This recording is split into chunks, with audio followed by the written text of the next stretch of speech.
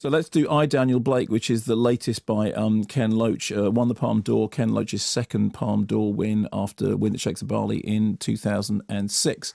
And it's a drama that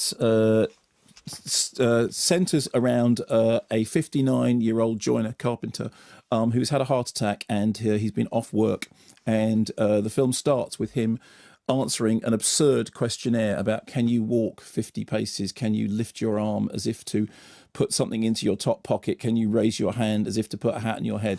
Which then turns out that rather than getting the 15 points he needs for his employment support allowance, only gives him 12 points. So consequently, he has to go on to job seekers allowance, which will mean that he will have to pound the streets schlepping around a CV for jobs that don't exist, which he can't take.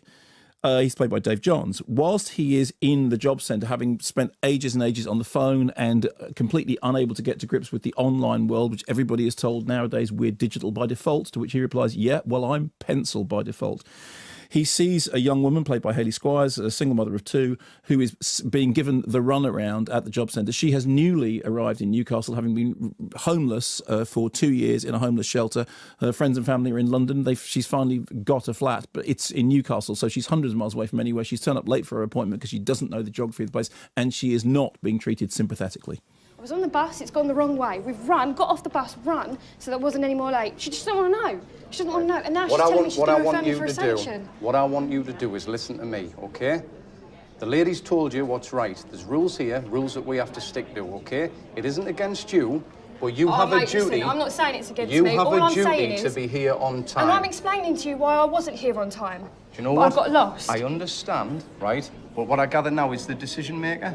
The decision maker's going to be sending you a letter through the post. You're going to have to wait for that, and then you're going to... My kids have got to start school tomorrow. I've got about 12 quid in my purse. Do you know what? All because you can't just calm down and listen to people when they talk. Right. You all Again, have to do this. Do you know what? I've listened to you. You've created a scene. I think you I've need... created this... No, mate, I've created... If I was going to create a scene, you'd know about it. You need to leave the building. I'm sorry, look. Okay, you need to... This is ridiculous. Jesus Christ! Who's first in this queue? I am. Do you mind if this young lass signs on first? No, you carry on. There you go. Now you can go back to your desk and let her sign on and do the job that the taxpayer pays you for. You obviously, you know what you're going to get when you get a Ken Loach film. You're going to get something which, you know, is personal, but also definitely has a political underpinning. And this is a film in which one of the arguments of it is that bureaucratic inefficiency is not accidental. It is being used as a political weapon to basically put people off attempting to claim benefits which are legitimately theirs. The script is by Paul Laverty, who's a writer I admire very much, and it's based, as with so much of his work, on first-hand research, and it definitely has the ring of truth about it. It has two fantastic central performances by Hayley Squires and Dave Johns, who absolutely bring these two characters of Katie and Daniel Blake to life as two people who are caught in the cogs of a system which is attempting to reduce everybody to numbers, which is attempting to completely depersonalize everything, which is effectively attempting to alienate everybody so much that they just give up. But what makes the film as powerful as it is the sense of community that exists alongside this. So on the one hand, you have this kind of faceless mechanism, which, as I said, Ken Loach has a very clear kind of political argument about the faceless mechanism. On the other hand, what you have is people who have very little in terms of wealth, looking after each other, looking out for each other, helping each other. You have social bonds that appear to be unbreakable. What happens is that Daniel Blake takes Katie under his wing and he starts to use the skills that he has as a carpenter to do up her house, to help with her kids, because she wants to go back to the Open University. She wants to go, as she refers it, back to her books. All he wants to do is to recover, because he's been told by his doctors that he absolutely cannot work because he's not well enough, but he's been told by a faceless healthcare official that he is well enough and doesn't have enough points, 12 rather than 15. So you get this sense of people caught in a Kafkaesque situation in which there is nobody treating them as people, and yet they are all treating each other with respect, with dignity, with kindness, with caring. And the thing I loved about the film is it's a tragicomic drama. At one point, Daniel Blake describes the situation as a monumental farce, and that's the phrase which rings all the way through it. It's shot by Robbie Ryan, who keeps keeps everything very naturalistic and also sort of keeps a respectful distance when necessary, but gives you exactly the right amount of intimacy with the characters.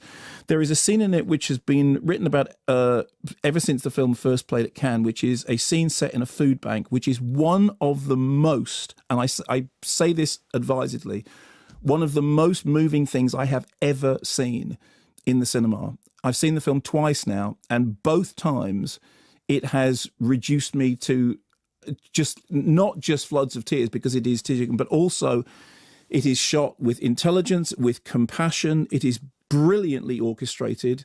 The camera is at exactly the right distance for the film, for it to have the impact that it's meant to have. And it becomes a sort of silent scream of rage about people being reduced and humiliated by circumstance which is so transparently unjustified and undignified. As with all of Loach's movies as well, of course, I mean, we said that in the case of Dave Johns, he is better known perhaps as a stand-up comic.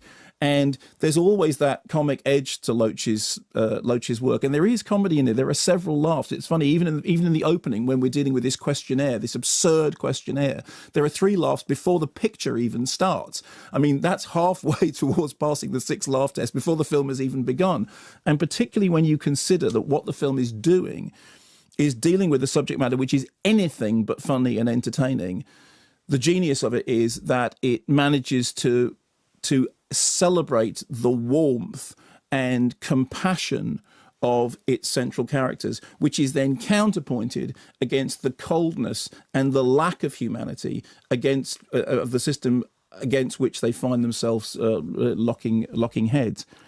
I've seen it twice. The first time I went to see it, I mean, I kind of knew what the subject matter was about, and I sort of thought, okay, I know what I'm in for, and I didn't, and I was really profoundly moved by it. I then did an onstage with Ken Loach at the Latitude Festival, and we don't agree politically on everything by any means at all.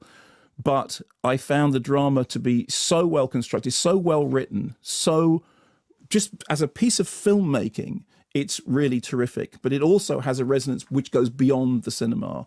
The sort of the graffitied act of defiance, which is the title of the film, which is the poster of the film, is something that will resonate beyond the bounds of the cinema. And like Kathy Come Home, which is 50 years ago, unbelievably, it's a film which will raise questions and will raise discussions outside of the cinema itself.